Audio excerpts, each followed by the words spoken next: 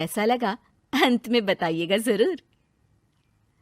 अरे बहू, चाय ले ले, उठ जा बेटा। अरे मम्मी रहने देती ना, मैं उठ तो रही थी। अरे कोई बात नहीं, खाने में क्या बनाना है वो बता दे। देख लो माँ, कुछ भी जो ये कहे बना लेते हैं। बेटा, मैंने तो जो सब्जी थी वो काट दी है, तू बस रोटियां बना लेना। ये हर रोज सुबह का सीन था ममता के ससुराल का। एक दिन पड़ोसन कहती है, अरे बहन जी, सारा दिन काम करती रहती हो, थकती नहीं क्या आप? बहू क्या करती रहती है सारा दिन? अरे वो भी कुछ ना कुछ करती ही रहती होगी। अब इतनी भी बूढ़ी तो नहीं हूं मैं जो बैठ जाऊं कि सामने काम पड़ा है और मैं बैठी रहूं। अरे लेकिन बहू की तो आदत खराब हो जाएगी जब सारा काम आप ही कर दोगी। अरे ठीक है ना, कम उम्र में हमारी भी शादी हुई थी। अब आजकल के पढ़ने लिखने वाले बच्चों को सारी जिम्मेदारी लेने में भी तो वक्त लगता है। बहू है तो क्या हुआ, मेरी बेटी की उम्र की ही है ना। एक उसे भी देख लो, चाय बनाने के सिवा आता ही क्या है। ममता से सारी बात करती है। हाँ, मम्मी जी ही ज्यादा काम करती हैं, इसमें कोई दो राय नहीं है। लेकिन मैं भी क्या करूं, ऑफिस और घर के बीच जो वक्त मिलता है उसी में काम कर लेते हैं, है ना। दिन बीत रहे थे। सास बहू के बीच की बॉन्डिंग अच्छी थी, लेकिन जब बहू माँ बनती है तो जो थोड़ा बहुत काम किया करती थी वो भी छोड़ देती है। बहू, ये ले, तेरे लिए बनाया है।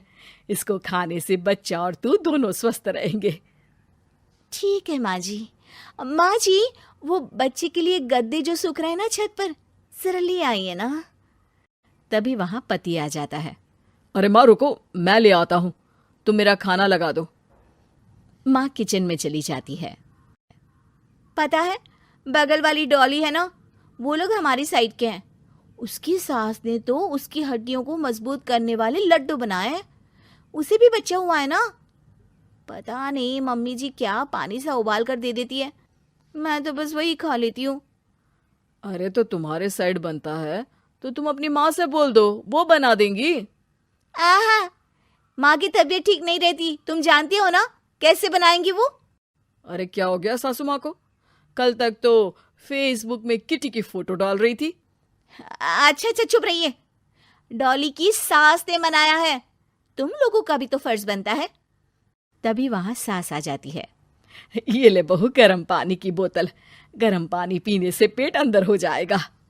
नहीं नहीं माँ जी, गर्म पानी पीने से प्यास नहीं बुझती। अरे पी लेना बेटा। वो बगल वाली डॉली को तो जानती है ना, जो तुम लोगों के साइड की है। तेरे साथ ही उसका भी बच्चा हुआ था।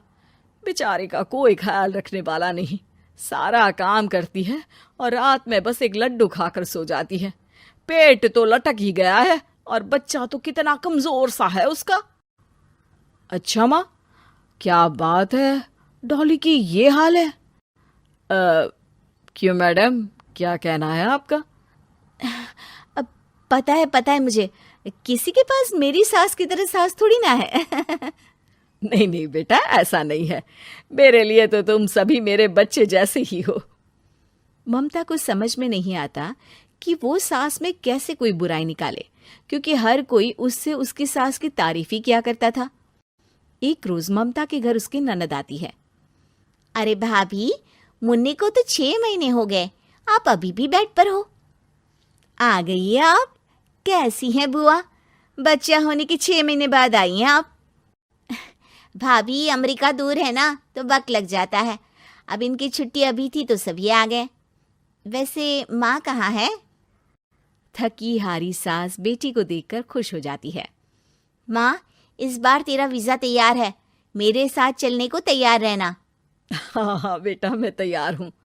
अरे ऐसे कैसे माँ, मैं कैसे मैनेज करूंगी? कैसे मतलब? जैसे मैंने किया अमेरिका में, आप इंडिया में कर लेना। वैसे आपका तो मायका भी पास ही में है ना। हाँ वो तो है, लेकिन वहाँ माँ के पास वक्त नहीं होता। ईश्वर भक्ति में उनका सारा समय चला जाता है।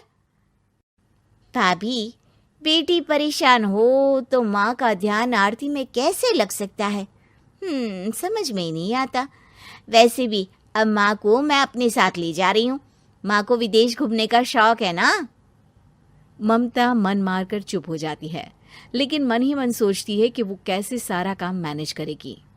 पति का खाना, नाश्ता, मुन्ने को नहलाना, धुलाना, फिर रात भर इसके लिए दूध तैयार करना।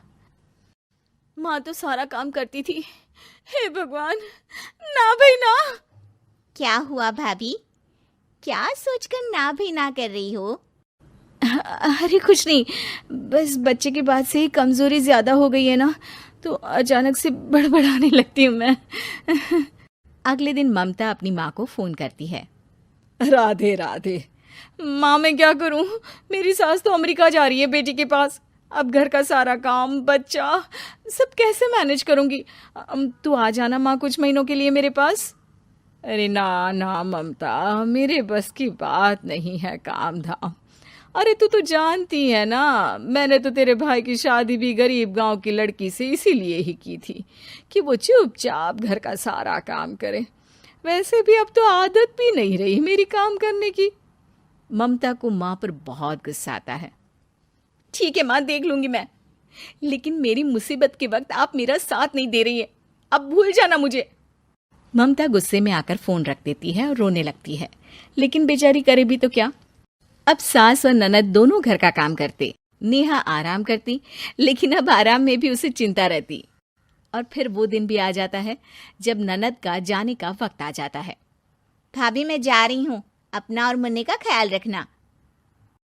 ममता सास को देखती है और गले लगकर रोने लगती है। माँ जल्दी आ जाना। सास मुस्कुराकर कहती है, कहाँ से ममता, मैं कहीं नहीं जा रही।